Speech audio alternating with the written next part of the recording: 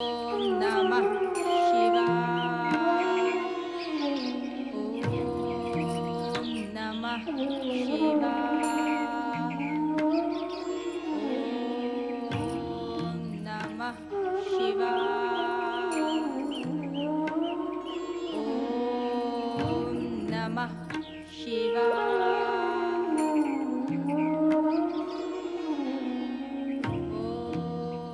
नमः शिवाय। ओम नमः शिवाय। ओम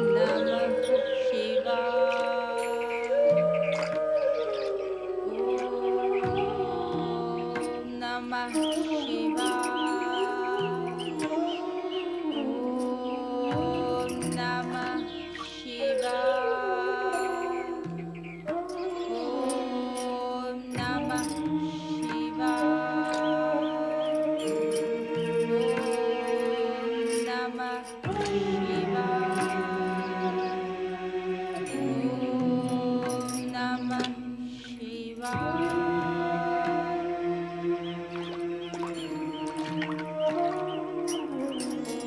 ओम नमः शिवाय। ओम नमः शिवाय। अरे दीदी, तुम कब आई? कब आई ये मत पूछ, क्यों आई ये पूछ। वैसे पूछना ठीक तो नहीं लगता, फिर भी बताओ क्यों आई? मैं तुमसे कुछ मांगने आई हूँ। मुझसे? मेरे पास क्या है दीदी? है बहुत कुछ, इसीलिए मैं बलिदान मांगने आई हूँ। तुम्हारे लिए मैं अपने प्राण तक बलिदान कर सकती हूँ दीदी।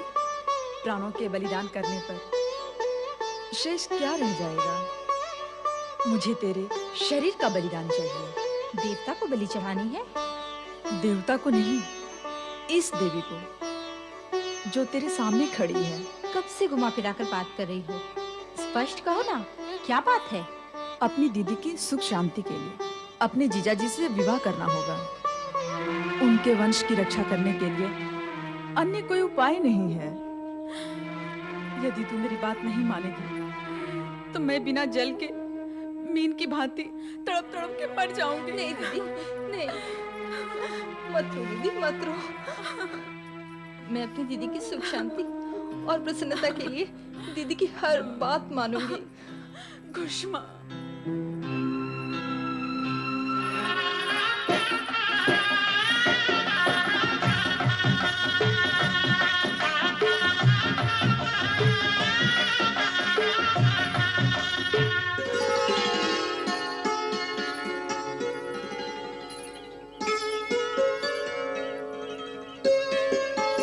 मुझे आशीर्वाद दो दीदी कि मैं तुम्हारी आशा और विश्वास पर खरी उतर सकूं। मेरे सारे आशीर्वाद तुम्हारे लिए हैं घुष्मा। भगवान शिव की कृपा से तुम सदा सुखी रहो।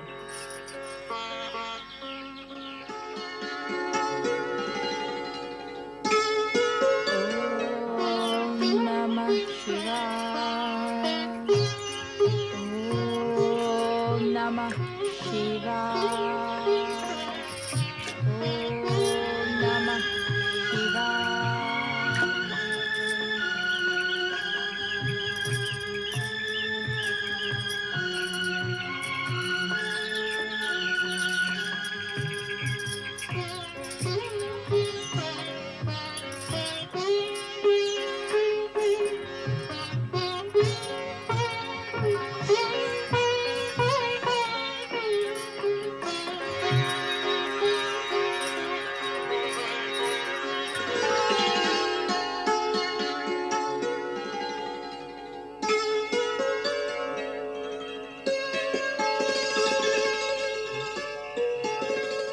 खुशबू,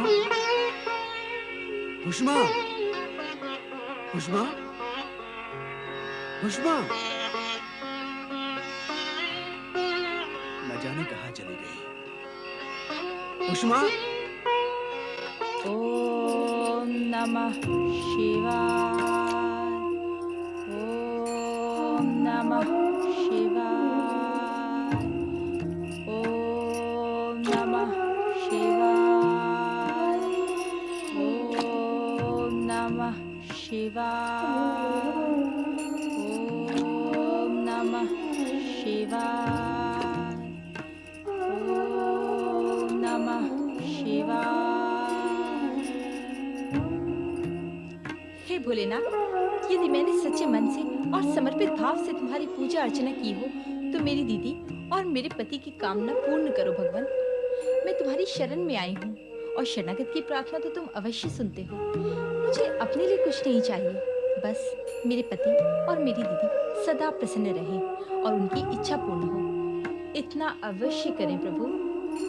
घुष्मा, तुम्हें पत्नी रूप में पाकर मैं धन्य हो गया। अरे स्वामी, आप? हाँ घुष्मा, पहले मैं भयभीत था कि सुदेहा किस प्रकार निभा पाएगी तुमसे,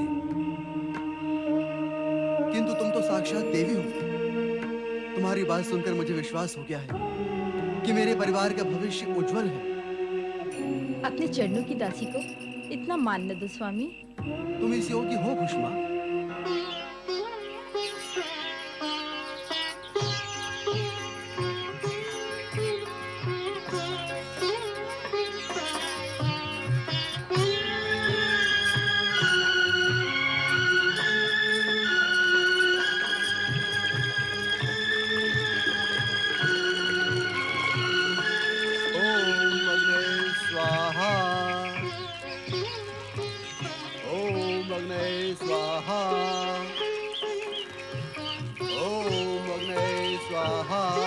पति परमेश्वराय नमः।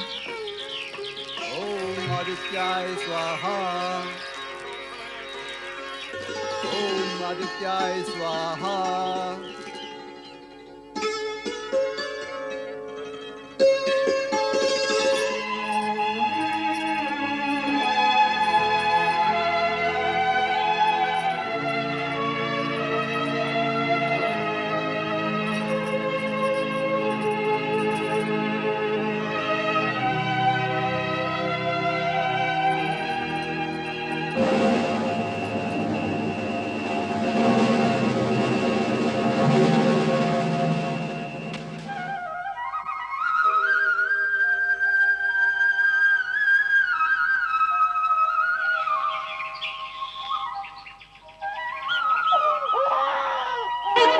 हे प्रभु, मुझे पुत्र रत्न की प्राप्ति हुई होगी या पुत्री रत्न की।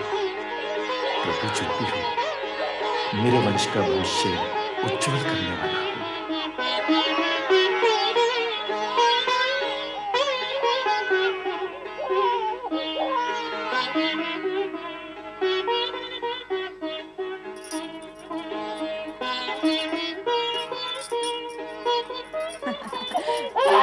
आ जा मेरे बच्चे, रोते नहीं।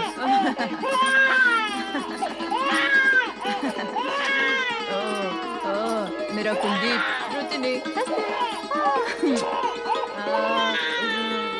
रोते नहीं। पुत्र मेरा अपना।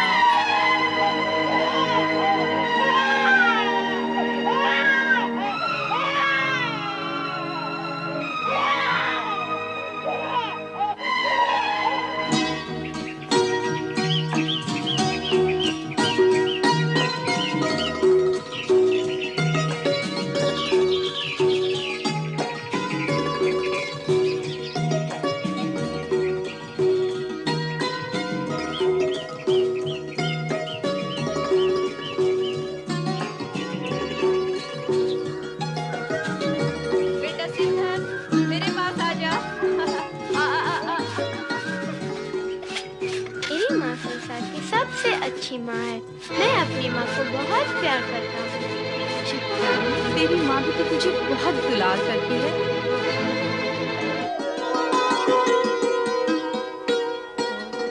ओम नमः शिवाय।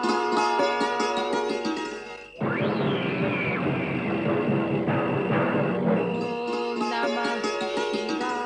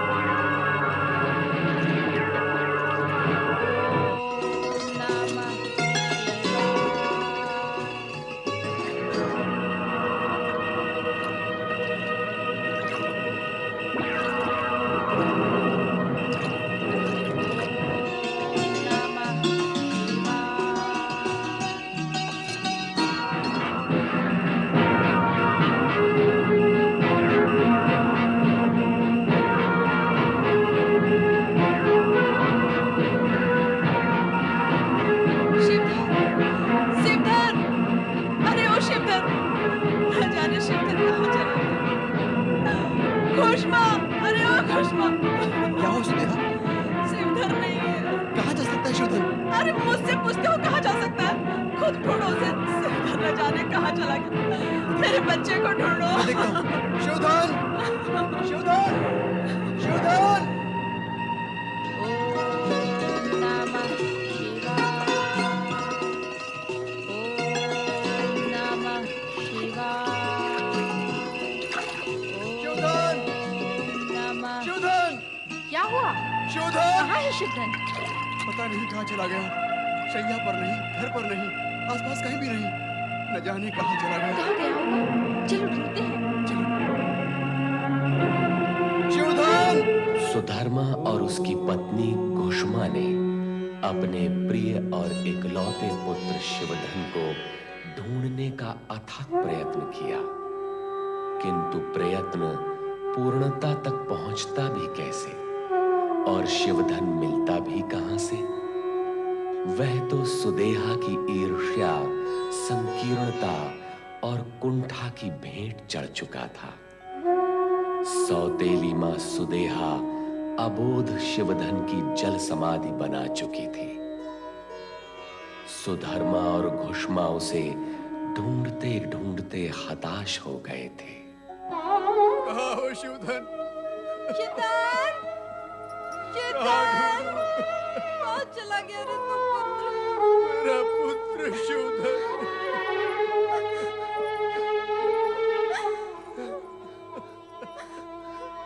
हे भोलेनाथ, यदि मुझे पुत्र के लिए इसी प्रकार तड़पाना ही था तो मुझे पुत्र दिया ही क्यों? यदि दिया तो उसके सुख से अब वंचित क्यों कर रहे हो? उसके वियोग की अग्नि पीड़ा में मुझे क्यों जला रहे हो? आप तो करुणा के सागर हैं, कृपा निधान है, भक्तों के रक्षक हैं। मेरी पुकार सुने भगवान, मेरा पुत्र शिवधन मुझे लौटा दे। मेरा पुत्र शिवधन मुझे लौटा दे भगवान, मेरा पुत्र मुझे लौटा दे। ओम नमः शिवाय। ओम नमः शिवाय।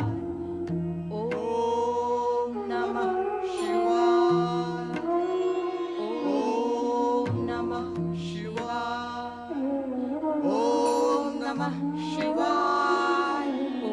ओम नमः शिवाय। ओम नमः शिवाय।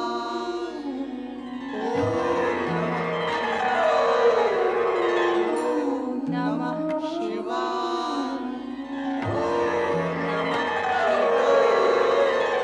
ओम नमः शिवाय।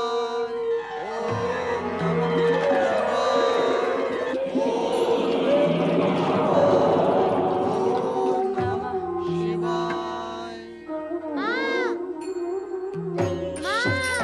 पिताजी! कहाँ चला गया था तू? शिवधन! घुष्मा, शिवधन! कहाँ था तू? तुम्हारी निष्ठा और समर्पित भक्ति के कारण ही तुम्हारे पुत्र को एक नया जीवन मिला है।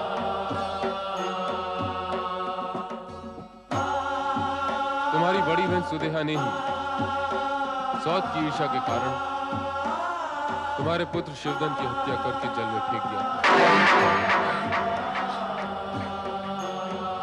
ये दुष्टा इस अपराध के कारण दंड की पात्र है। मैं इसे दंड अवश्य दूंगा। ऐसा न करना भगवान, मेरी दीदी को क्षमा करना। मुझे अभागन को क्षमा करें प्रभु, मेरी मति मारी गई थी। तुमने पति और वंश के लिए त्याग किया है, इस आधार पर मैं तुम्हें क्षमा करूंगा। फिर भी तुम्हें घुष्मा और शिवधन दोनों से क्षमा मांगनी होगी। यही तुम्हें क्षमादान देगी। घुष्मा, तुम्हारी तपस्या भक्ति से मैं अत्यंत प्रसन्न हूं। तुम वरदान के योग्य हो। कहो, क्या वरदान चाहिए? भगवान, यदि आप मुझ पर प्रसन्न हैं, तो मेरी प्रसन्नता और जन जन के कल्याण के लिए इसी स्थान पर ज्योतिर्लिंग के रूप में सदा सदा के लिए विराजित हो जाएं। तथास्तु।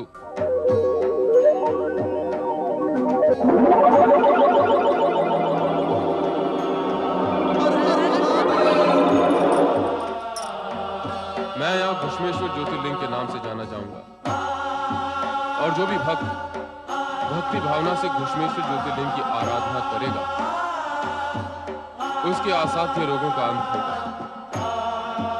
मृत्यु तक पहुंचा व्यक्ति भी पुनः जीवन प्राप्त करेगा। कल्याण भव।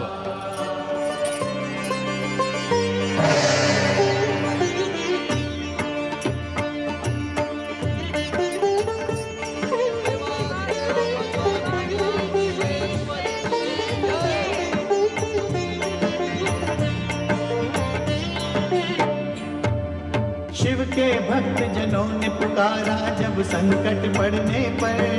शिव के भक्त जनों ने पुकारा जब संकट पड़ने पर। तब तब ज्योतिर्लिंग में पधारे अजर अमर शिव शंकर। अजर अमर शिव शंकर, अजर अमर शिव शंकर, अजर अमर शिव शंकर, अजर अमर शिव शंकर, अजर अमर शिव शंकर, अजर अमर शिव शंकर, अजर अमर शिव शंकर, अजर अमर शिव शंकर।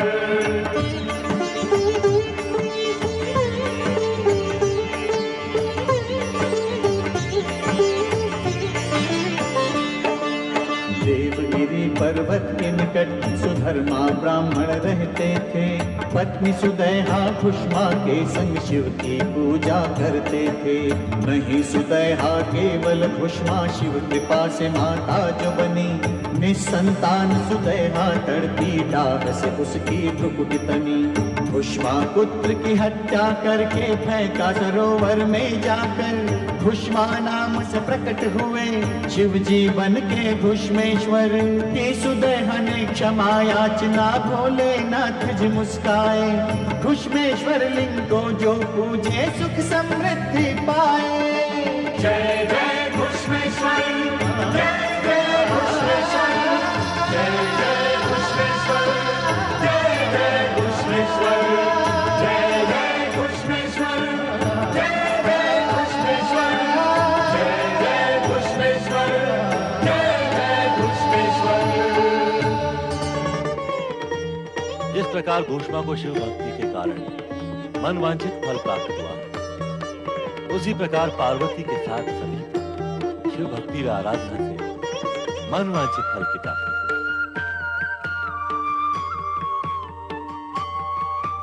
ओम नमः शिवाय। घुष्मेश्वर ज्योतिर्लिंग की कथा और महिमा सुनने के पश्चात देवराज इंद्र को ये पूर्ण विश्वास हो गया था कि समस्त ब्रह्मांड में भगवान शिव की शक्ति ही देव और मानव का कल्याण कर सकती है। इतने पर भी कामदेव के भस्म होने की घटना से वे इतने अधिक आशंकित थे कि देवादिदेव भोलेनाथ की शरण में जाने का साहस नहीं जुटा पा रहे थे।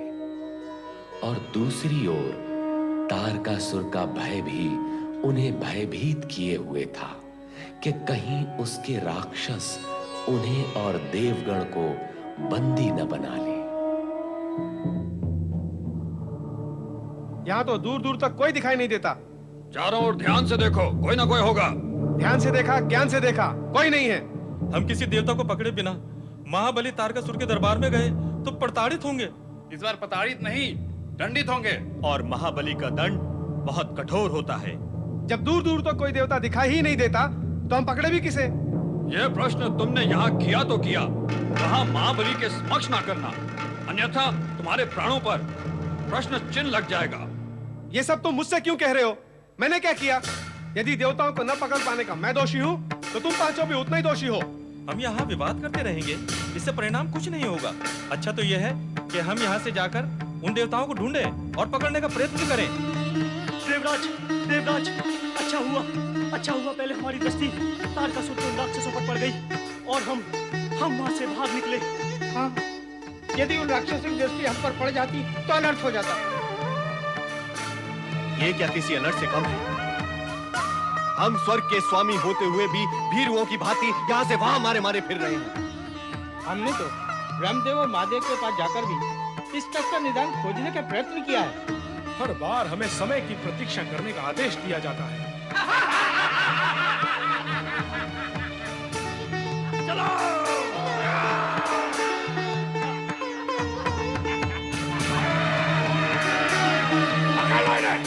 चलो।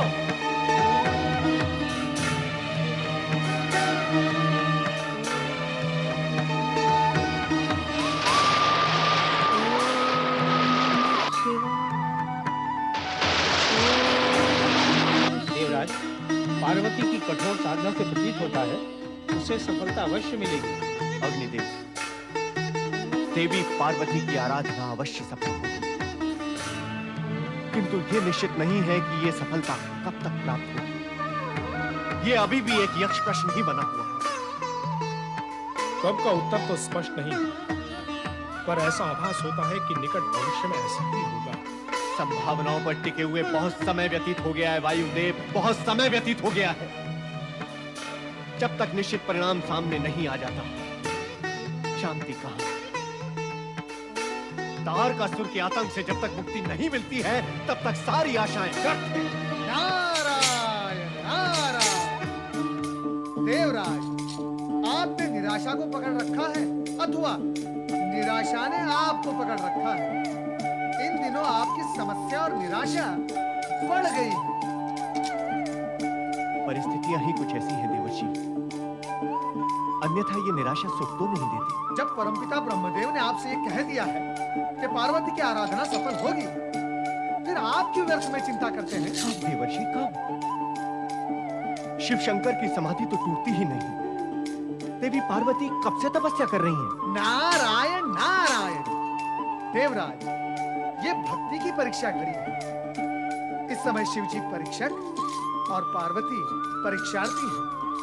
निस्संदेह परीक्षक कठोर परीक्षा ले रहा है, किंतु परीक्षार्थी को सफल होने पर भरपूर और श्रेष्ठ फल भी प्राप्त होंगे। तो अब हम क्या करें? क्या करें? प्रार्थना करने के अतिरिक्त आप कर भी क्या सकते हैं? नारायण नारायण। कैसी प्रार्थना देवर्षि? किसके लिए करें और किससे करें? ये भी मुझी को स्पष्ट करना होगा। देवराज, आपकी निराशा तो बहुत गहरे तक जा पहुंची है। आप स्वयं ही विचार करें। जब परीक्षार्थी परीक्षा देता है, तो क्या उसके स्वजन परिजन उसके लिए परमपिता से प्रार्थना नहीं करते? उसकी सफलता के लिए भगवान से विनय याचना नहीं करते? पार्वती की सफलता में ही हम सबका हित जुड़ा हुआ है, तो क्या हमें उसकी कठोर तपस्या की सफलता के लिए प्रार्थना नहीं करनी चाहिए? देवराज, जाइए शिव जी से प्रार्थना कीजिए। नहीं देवर्षि, नहीं, मैं शिव के समीप नहीं जाना चाहता। कामदेव दहन के समय शिव का जो उग्र रूप मैंने देखा, उसके भय से उनके सम्मुख जाने का साथ में नहीं जुटा पाता देवर्षि। नारायण नारायण।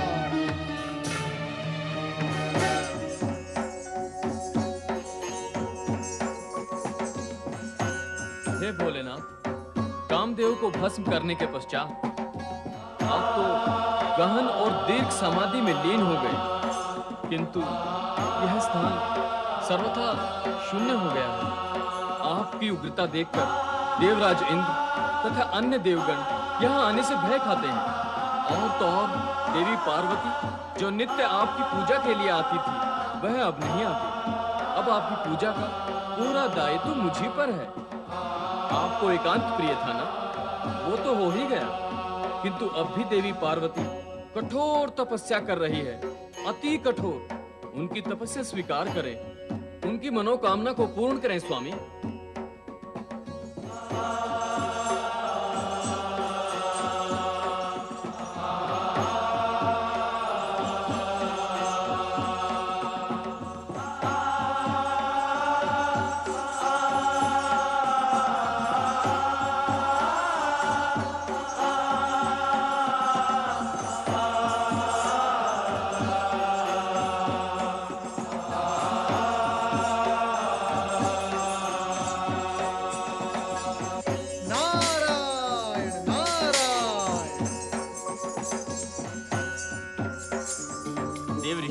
मेरा प्रणाम स्वीकार करें।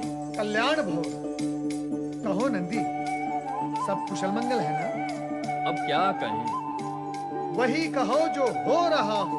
यदि ये कहूँ कि सब कुशल है तो असत्य होगा, यदि ये कहूँ कि सब कुशल मंगल नहीं है तो भी अर्ध सत्य होगा। तो फिर नंदी सत्य क्या है?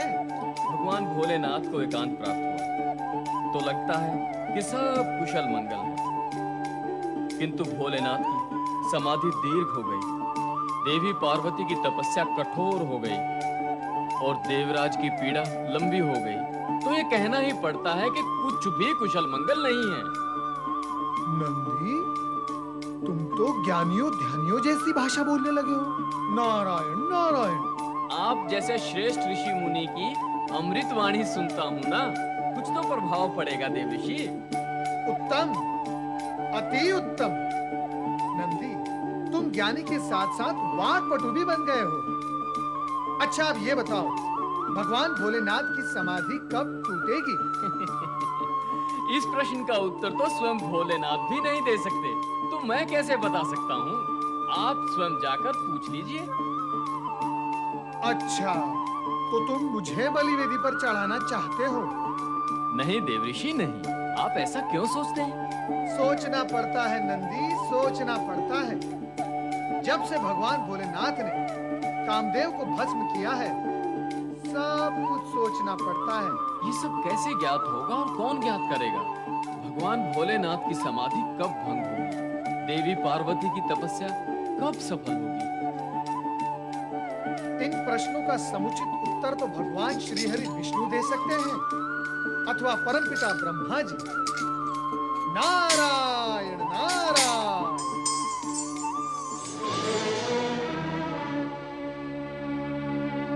आश्चर्य, ब्रह्मलोक सूना पड़ा है। ब्रह्मा जी वहां वन प्रदेश में भी नहीं है, यहां भी नहीं है। तो फिर गए कहां होंगे? लगता है हमारे बार बार आकर रक्षा के लिए निवेदन करने से तंग होकर वे वन प्रदेश चले गए थे, और अब हमसे तंग होकर वे अन्यत्र कहीं चले गए हैं। हमारी रक्षा के सारे मार्ग अवरुद्ध होते जा रहे हैं। क्या हम बार बार निराश ही होते रहेंगे? सोचना तो यह है देवगण कि क्या हमारे लिए आशा का कोई मार्ग शेष बचा है? हाँ, मेरा विचार है यदि ब्रह्मदेव वन प्रदेश में नहीं है तो यहीं कहीं होंगे। हमें पुकारना चाहिए। हे ब्रह्मा जी, हे परम पिता, हे सृजनहार, हे ब्रह्मा जी, हमें दर्शन दीजिए, हम पर अपनी कृपा कीजिए। कृपा कीजिए, कृपा कीजिए। ये हमारी प्रार्थना है ब्रह्मा जी, ये हमारी प्रार्थना है। देवराज, देवगण, अधीर न हो, धैर्य धारण करें। तारकासुर के राक्षस और उनके अत्याचार धैर्य का हरण करके ले गए हैं देवी सरस्वती। उस तारकासुर ने हमें स्वर्ग से निकाल दिया, फिर भी उसकी तृप्ति नहीं हुई। उसके उपरांत भी वो हमें पीड़ित करता है।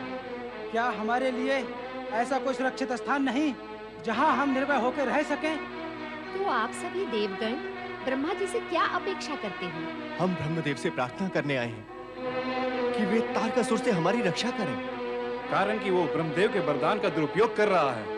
हम यह भी जानना चाहते हैं कि इतना घोर और भीषण अत्याचार हम पर करने के पश्चात भी उसके पुण्य अब तक क्षीण नहीं हुए। अब तो हम ब्रह्मदेव से स्पष्ट निवेदन करना चाहते हैं कि वे तारकासुर को उसके अत्याचारों का दंड देकर उसे स्वर्ग से निष्कासित करें। मैं आप देवगण का संदेश ब्रह्मदेव तक अवश्य पहुंचा दूंगी। आप कृपा करके हमें उन तक पहुंचा दें, हम स्वयं ही अपनी पीड़ा का उनसे निवेदन कर लेंगे। किंतु इस समय वे यहाँ नहीं हैं। देवी सरस्वती, कहाँ गए हैं वो? वे आवश्यक कार्य के लिए गए हैं। आप सभी धैर्य धारण करें, शीघ्र ही आपकी समस्याओं का निदान होगा। यदि बताने में आपको आपत्ति ना हो तो कृपया बताएं, ब्रह्मा जी कहाँ गए हैं? वे पार्वती की कठोर तप के विषय में सप्त ऋषियों से परामर्श करने नक्षत्र लोक में गए हैं। नक्षत्र लोक? भयभीत देवताओं के लिए भय मुक्ति की इच्छा एक प्रश्न बनकर रह गई थी। ऐसा प्रश्न जो विकराल रूप धारण कर उनके सामने खड़ा था। वे सदा यही सोचते रहते थे कि क्या उन्हें कभी तारकासुर के अत्याचारों से मुक्ति भी मिलेगी? क्या कभी वे पुनः स्वर्ग पर अधिकार प्राप्त कर सकेंगे? और क्या भोलेनाथ की उन पर पुनः कृपा होगी। देवताओं के इन समस्यापूर्ण प्रश्नों का समाधान कब होगा, यह तो भविष्य ही बता सकेगा।